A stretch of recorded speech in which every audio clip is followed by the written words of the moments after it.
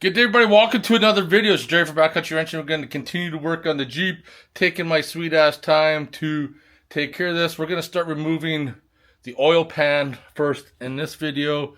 However, I'm not looking forward to that because it has an ARB skid plate, which is heavier than frig, and it's also a real biatch to get off. Yes, this is the ARB skid plate right here. And those front bolts are kind of a pain in the butt to deal with, but we have to get them off. So I got the front of it loose, but while I'm down here, the dipstick has to come out. So I just pulled away from that little plastic tab there. So now I need to drain the oil. I have one of these oil drains on it, which is nice. So I just open it up now. Wait for the oil to start coming down. Now we're still draining the oil, so maybe gonna spray some PB Blaster on there or something.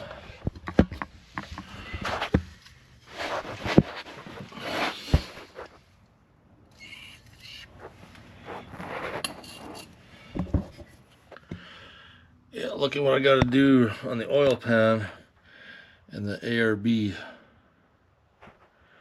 bracket right there is going to give me grief.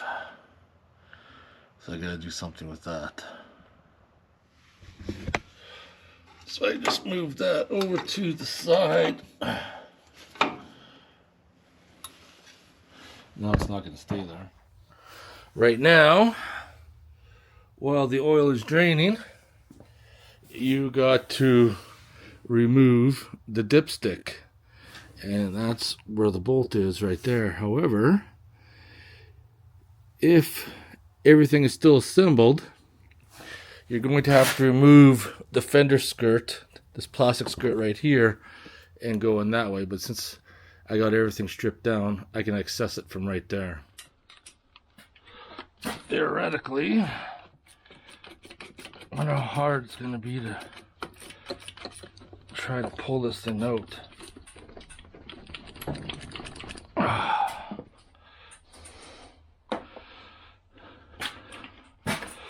So I got the dipstick to break free, and I'm just going to leave it in there, but since I didn't have it on, so I grabbed it up top, and it's got a bend there, so I kind of grabbed it like this, and kind of worked it back and forth, and I was able to pop it out. So we need to pull this exhaust hanger out, and it's held on by two nuts.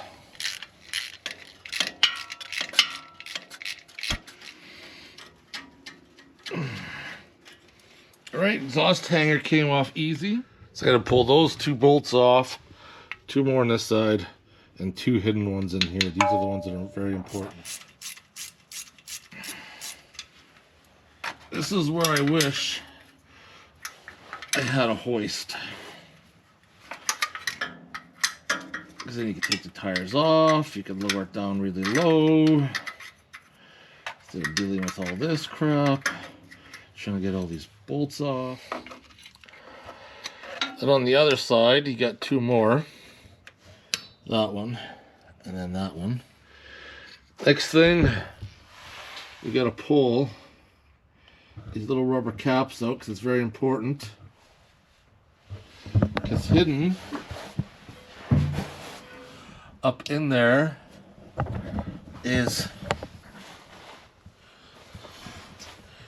two 6mm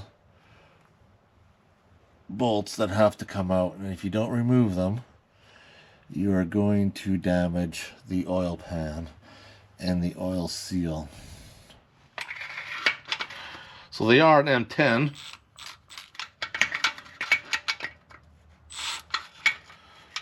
I gotta get on it.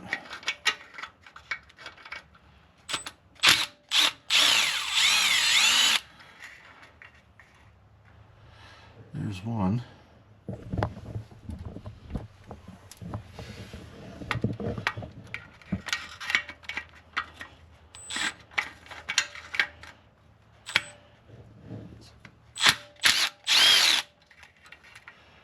very important that you don't forget about these. So now if you have an automatic transmission, if you don't need to worry about this part, but you need to pop that out right there. So I got this off, can't figure out how it went. It's really in an awkward position because I got that A or B mount there, but then when I was trying to get this piece off, it snapped off. So now I'm gonna have to figure out something else to secure these transmission lines, because that won't last long before they end up snapping off. So now all the bolts around the oil pan are a 13 mil.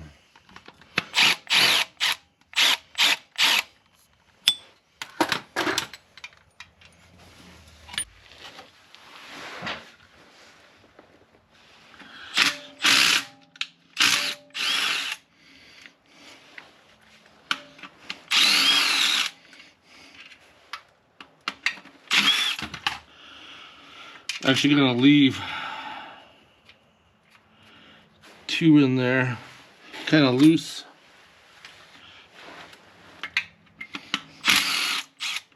I'll try to figure out how I'm gonna break that seal. Then I came up with this idea. I got a tab on the oil pan there. If I can tap that, maybe I can get her to come free. And I did. I knocked her free.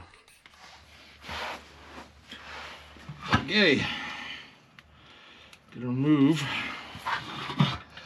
this last bolt that I used to catch the oil pan.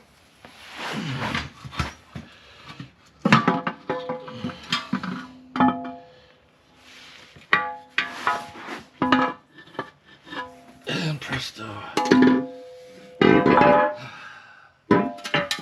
Lowered it down.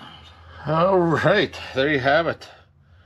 The oil pan is out. And it's very important, as I said before, is those 2 screws right there. I thought I had a rear main oil seal leak, but my flex plate should have been soaked in oil if that was the case. And it does not look wet, so I wonder where that oil leak is coming from. Maybe it's coming from the valve covers. Not gonna lie, getting that oil pan off really sucked. However, when I pulled the oil pan off, there were some Easter eggs in the oil pan. So there's 2 pieces of black plastic, which could be part of the timing guide, and then there's this piece right here. It's got that little hook on it. Oh, that's enough for right now. Time to get something to eat. Right. Get the Country Smokers pellet grill from Cabela's fired up. Been rocking the cherry chips. So if you ever want to put one of these pellet grills in self-destruct, put it on the highest level high and watch what happens. I thought I'd try that once, just to kind of help burn off all the crud. You can see the burn marks. You'll actually go in self-destruct mode and crank all the way up and bury the needle and start coming up around. I had to unplug it so the fan would stop and let it burn down because it was starting to come up to shoot and stuff.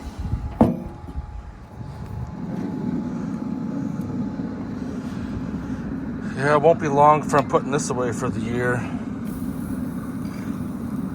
Once it gets cold out, it's hard to maintain the temperature for cooking. You can still do it, just takes longer.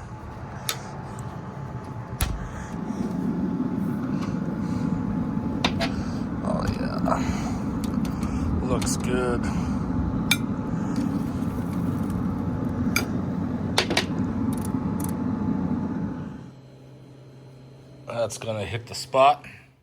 It's the following day, and gonna continue taking the front timing cover off. That's what we're gonna do. Thermostat housing needs to come off, and the tensioner needs to come off as well. Oh yeah, we're going. We're going.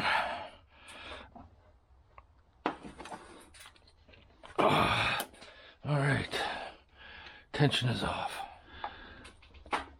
There we go. So the alternator, like most things on this Jeep, the two upper bolts are a 15. This one on the very bottom is a 13. And then the one in the middle is a 16. Why they couldn't make it all the same is beyond me.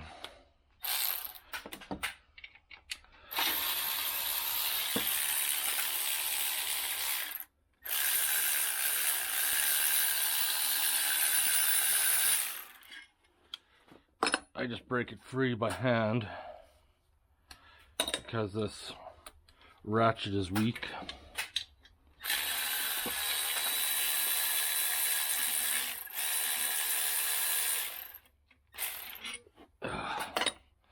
Those bolts are 10 miles long.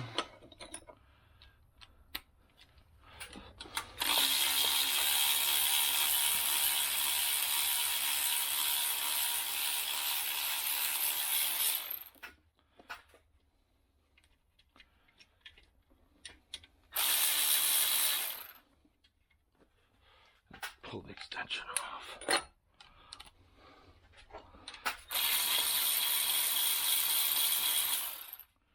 Jesus, forgot how long these bolts were.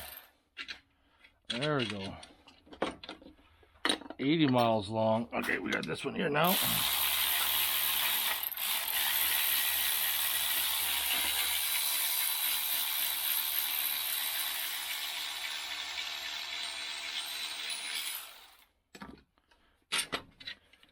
And alternator's out. Now I can get the serpentine belt out of the way. I can pull these two pulleys off, and you gotta pay attention to the bolt size. Well, length, I should say. This one is way longer than the other, as you can see, a short one and a long one. Well, the tensioner is a 13 mil. I'm gonna bust it free here.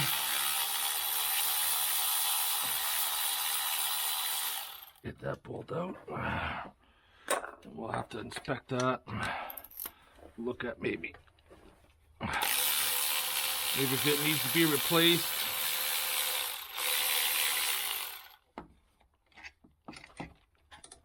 Alright, let's have a look at this.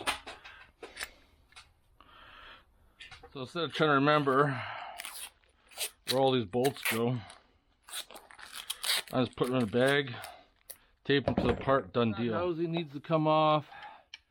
That's an M10. Get on there.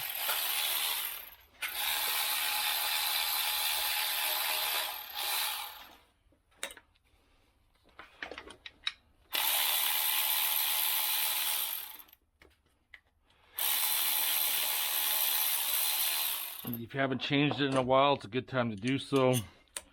I can see the O-ring stuck out there, but still soft. Still soft and pliable, so I am not too concerned.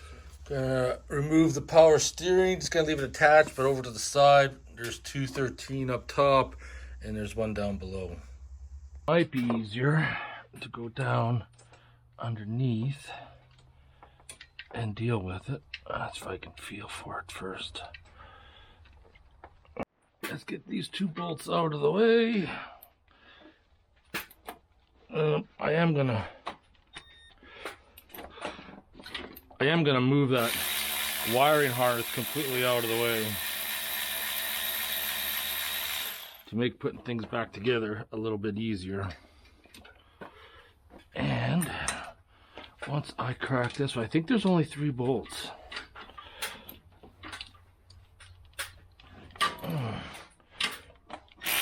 Yeah, because the power steering pump is coming down. It's coming down, and I can move that off the way.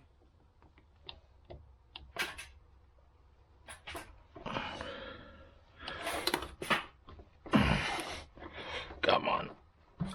Oh yeah. Well, things have been going along quite smoothly.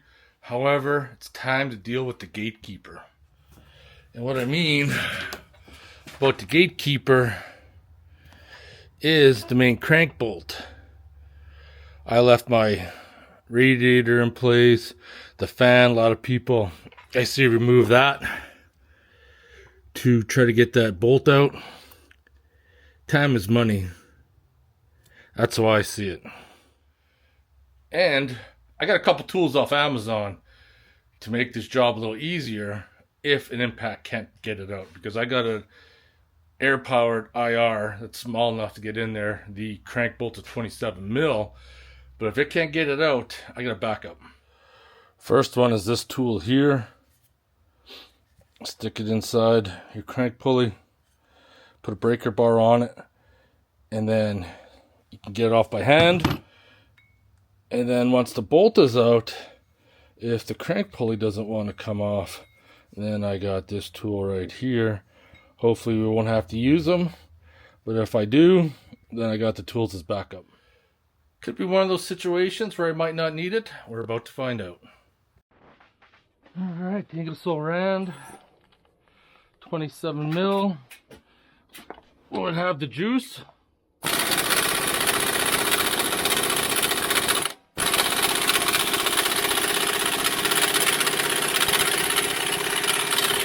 I think it will.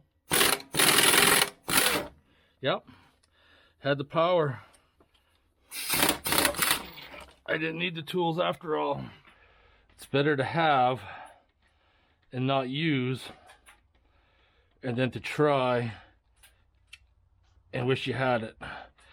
And the dampener is just going to slide off. It's not going to be stuck.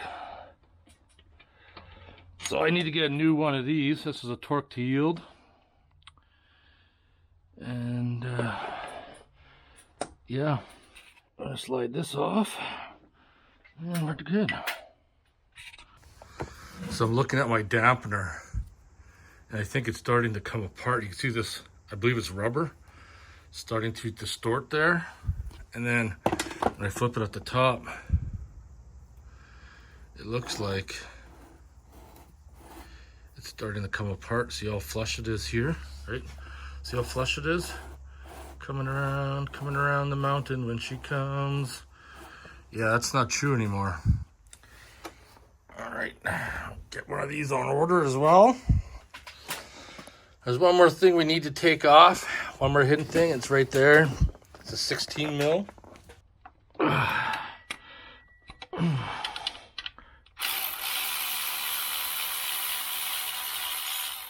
Hey. Now we need to start removing all the bolts that hold the timing cover on. So, on the passenger side, we should have 6 bolts going up, and you don't want to be careful. It's all covered in crap. I'm making sure that the rubber's coming off with it. I'll show you what I mean by that in a second. There's 3. I got 3 more. Another one. 2 more.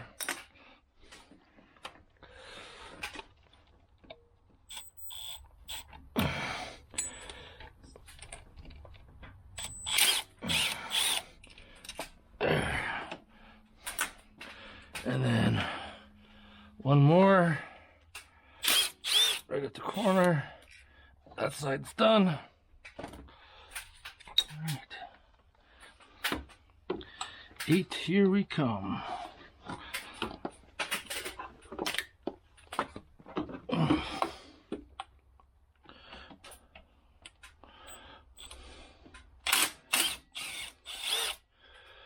So that's one.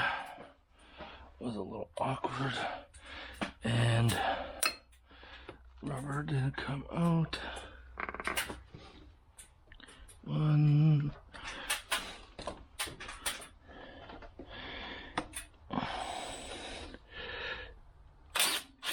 That's 2. This is 2. Come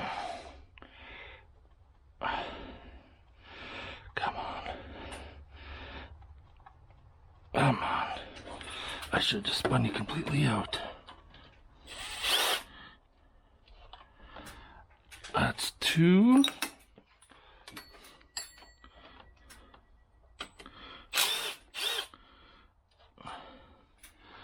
Three.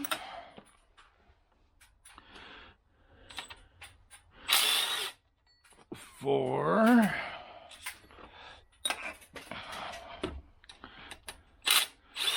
5.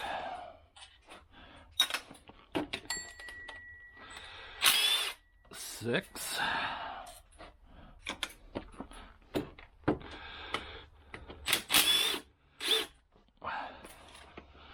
7.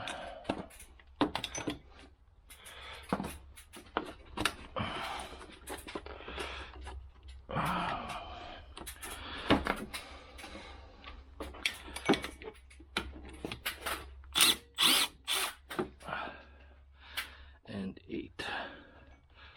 I'll pop that cooler bottle off later. There. What I'm gonna do is I'm gonna put a bolt right there.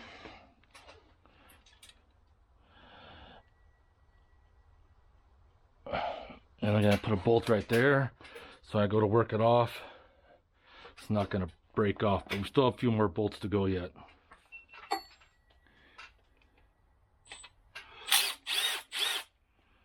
Okay.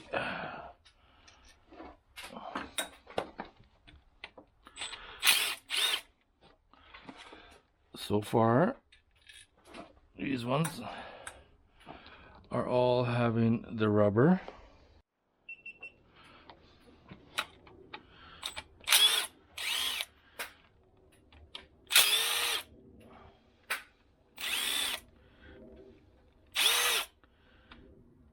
That one there, I can see the rubber stayed inside there, so I have to be mindful of that. Same with this one here. Gotta be very careful with that when we go put her back together.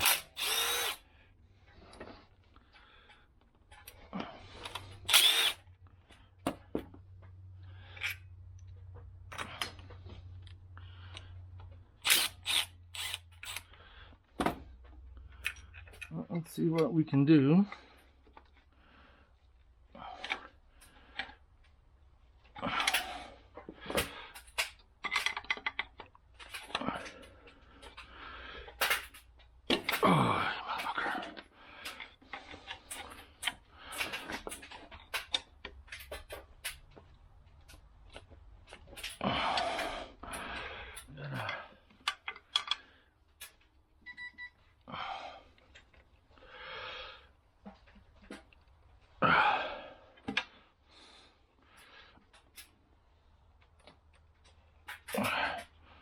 Okay, I'll put something in there.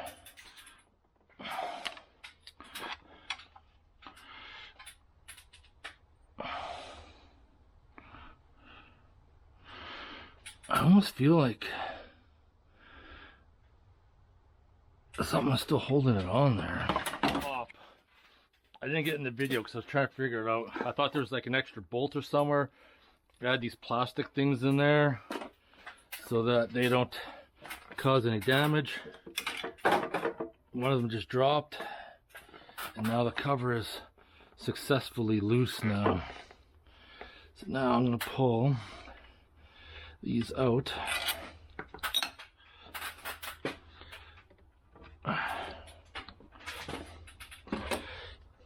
Yeah, I just didn't want to come. I'm sitting there, and it felt like there's like another bolt there, and I was just kind of playing around with it, and then all of a sudden,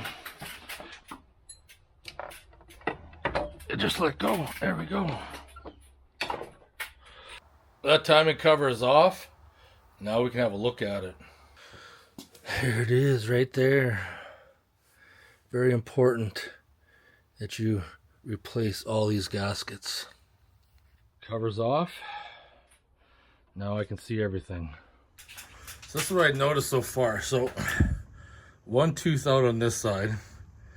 That tensioner could be blown, which is probably the reason why it can't expand, and the reason why chain is so loose there. But then on this side, look how much that's ratcheted out. That tensioner is probably at the max right now. And you can see these marks are way more out to lunch than what these ones are, but I'm one tooth out on this one versus that one. Well, that's enough for this set of days off. I think my next set of days off, I'm gonna go camping if it's nice out. And my next set of days off, following that, the pet sitter's gone on holidays. So it's a good time to continue working on the Jeep. Not quite at the halfway mark yet, because I still got to remove all the timing components. And once all the timing components are removed, then I can go ahead and move forward. It's going to be a little bit yet, but we're getting there. Alright, it's motherfucking beer time. Got some Citra Blonde from Boiling Ore. I'm getting low. I'm going to have to hit her back there, pick up some more. So anyways, motherfucking beer time. I've addressed a couple issues already that I've seen. And hopefully, once the new timing set is, in, this can be corrected. And hopefully no more issues for a while. Anyways, cheers everybody. Get my fire going, smoke some cigars, and relax.